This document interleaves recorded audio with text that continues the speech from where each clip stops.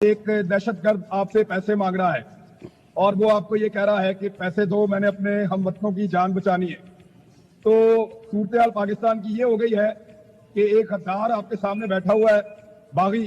وہ آپ سے اپیل کر رہا ہے،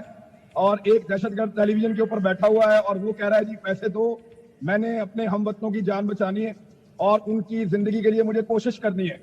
تو اگر ہاتھ اب جو سارے معاملات جو ہیں وہ حب الوطن لوگوں کے ہاتھ سے نکل کر ہم جیسے دہشت گردوں کے ہاتھ میں آ گئے ہیں، تو انشاءاللہ پاکستان کا اگر پہلے کچھ نہیں ہوا تو امید کرتے ہیں کہ اب کچھ نہ کچھ انشاءاللہ ہو جائے گا۔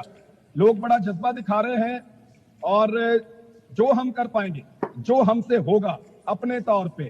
اپنے رشتہ داروں سے، اپنے دوستوں سے بھیک بھی مانگنی پڑے گی تو انشاءاللہ